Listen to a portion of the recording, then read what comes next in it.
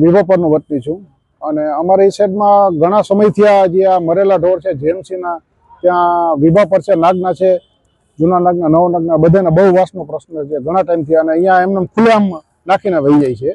તો એનું નિરાકરણ જો કમિશનર સાહેબને એના માટે જ આવેદન દેવા આવ્યા હતા તો વહેલાસર એનો રસ્તો કરે એવું અમારું નિવેદન છે.